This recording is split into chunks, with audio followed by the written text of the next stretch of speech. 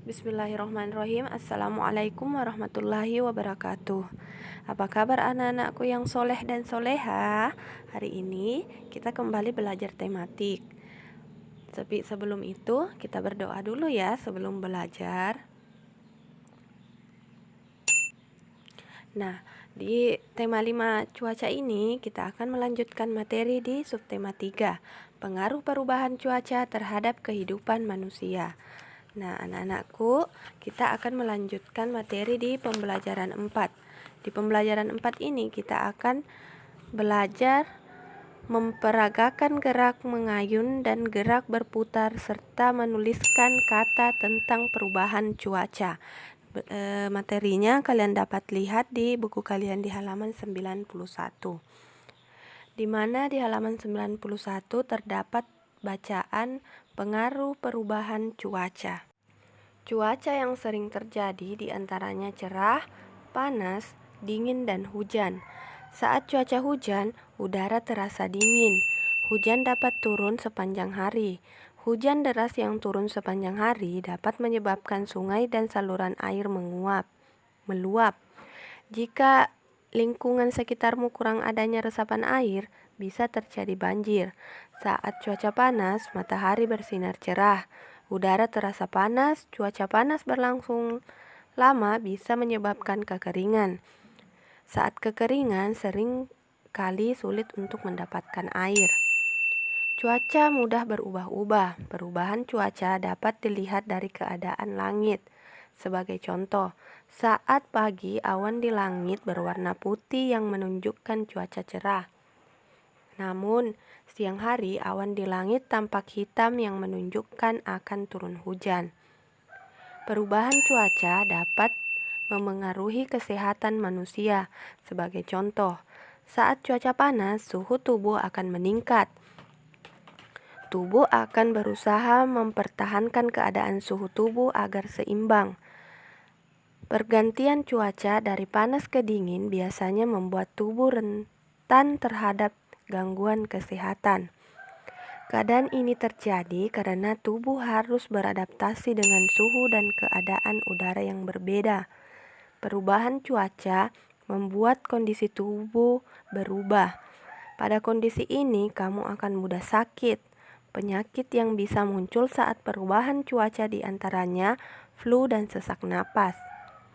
Oleh karena itu, kita harus menjaga kesehatan. Cara menjaga kesehatan diantaranya makan makanan bergizi dan olahraga secara teratur. Cara lainnya yaitu memperbanyak minum air dan istirahat yang cukup. Siang itu cuaca cerah di langit tidak berawan. Ebo dan Tago bermain bersama saat istirahat sekolah. Ebo dan Tago berbeda suku. Ebo berasal dari suku Jawa, Tagor berasal dari suku Batak. Apa saja suku yang ada di Indonesia? Berikut beberapa suku yang ada di Indonesia. Kalian dapat melihatnya di tabel halaman 91. Yang pertama, nama suku, dan nama daerah. Nah, yang pertama ada suku Minangkabau, Melayu, dan Mentawai merupakan suku dari daerah Sumatera Barat. Yang kedua, Jawa, Mandar, dan Tangger merupakan suku dari daerah Jawa Timur. Yang ketiga, Mandar, Bugis, Toraja, dan Makassar merupakan suku dari daerah Sulawesi Selatan. Yang keempat, Banda, Seram, Kai, Ambon, dan Buru merupakan suku dari daerah Maluku. Yang kelima, Rote, Alor, Flores, dan Bima merupakan suku dari daerah Nusa Tenggara Timur. Yang keenam, Asmat, Dani, dan Sentani merupakan suku dari daerah Papua Barat. Nah, itulah tadi suku-suku yang ada di Indonesia.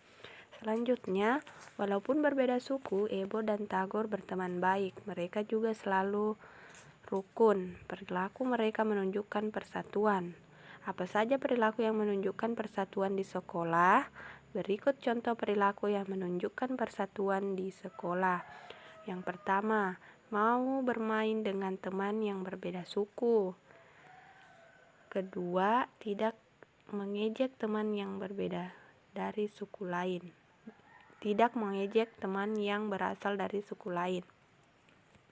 Yang ketiga, mau belajar tentang kebudayaan dari suku lain.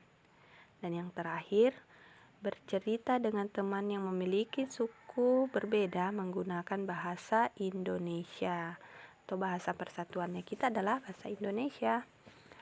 Ebo dan Jaka bermain menggunakan palang gantung. Mereka juga melakukan kombinasi gerak. Ebo melakukan kombinasi gerak berayun, berputar, dan mendarat. Perhatikan gambar berikut yang kalian bisa lihat di buku kalian di halaman 92. Jadi di situ dapat kalian peragakan gerak-gerak yang menunjukkan gerakan berayun, berputar, dan mendarat.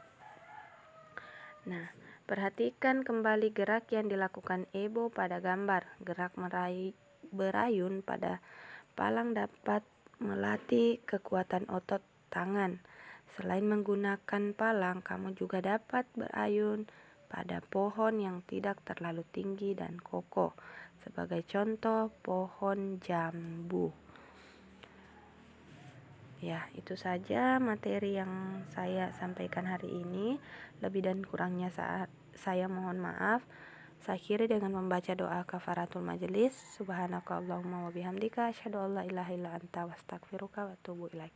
Terima kasih. Assalamualaikum warahmatullahi wabarakatuh.